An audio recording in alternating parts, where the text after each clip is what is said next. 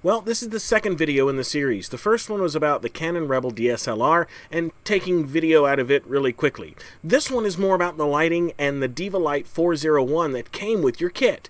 If you don't know about the Diva Lite 401, it's the lighting rig with the tripod, but this video is going to not only talk about the function and how that works, but also a couple of tips and tricks about lighting in general. If you didn't see the Canon Rebel DSLR video, I'm going to put a copy of it right around in here. If you want to know more about lighting, we're going to get into that in just a minute, but let's talk about the form and function of the Diva Lite 401. The carrying case looks like this. Once you take everything out, take the bulbs, snap them in their place, and put the diffuser back on. The diffuser is that honeycomb thing right on the front that diffuses the light.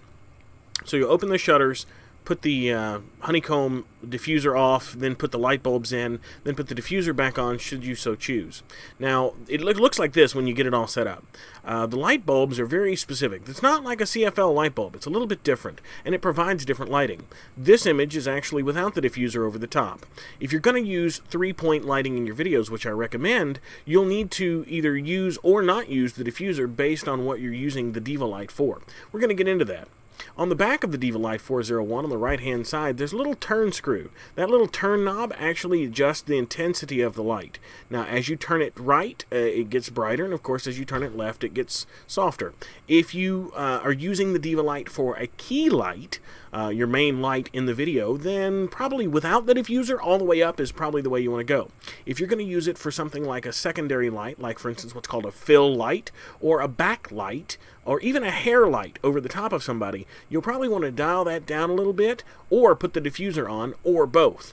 Now the other thing that it's got is the lamp function on the left hand side. There's a little lamp switch, 2 lamps, 4 lamps. It's really simple to find out what those do, just flick the switch.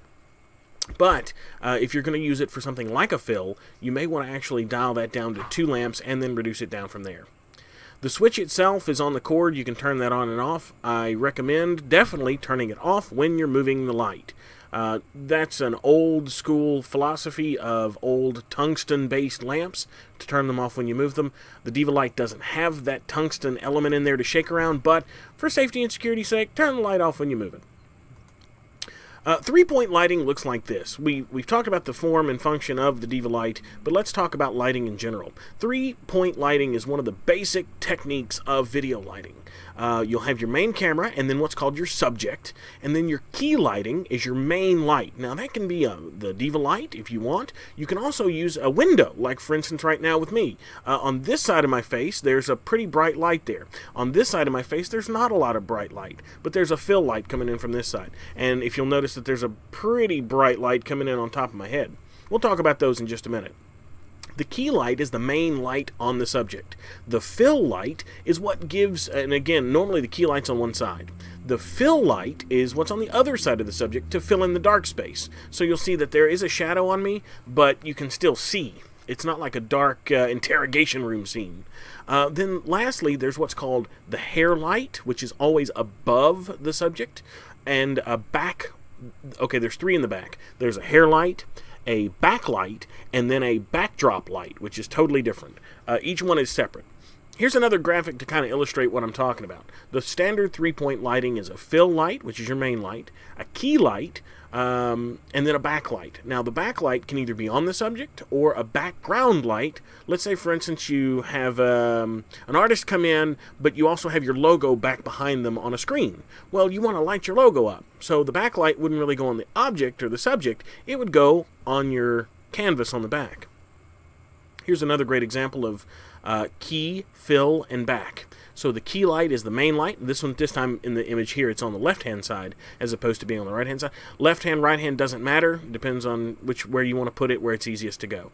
The backlight always comes in from the back, but make sure, if you'll notice in this image, the backlight is pointing at the camera. So you want to have it elevated a little bit so it doesn't shine directly in the lens, or else you'll get a flare.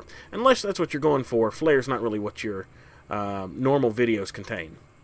Here's another three-point lighting setup. Key light on the left-hand side, fill light on the right-hand side, and then a backlight in the rear.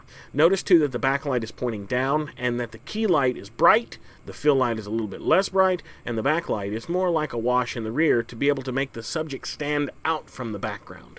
That's the generic 3-point lighting setup. You can use these, which we've used successfully here at Town Square Shreveport, to backlight and to fill light. Now, they're not really that good for a key light. That's what we use the Diva Light for.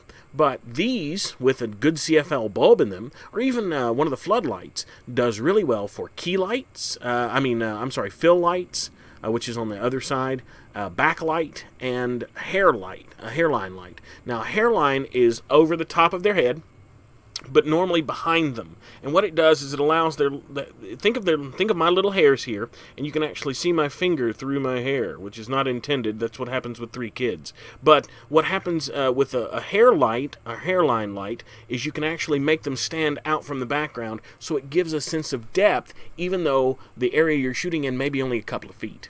So a hairline light would really work well in studios, especially if you have the floodlights in your studios or the track lights. Use those as your hairline lights from behind the subject if you can. Hope that makes sense to you. It's quick lighting techniques on 3-way lighting and how to use the Diva Lite 401. Another video coming soon. Thanks a bunch for watching.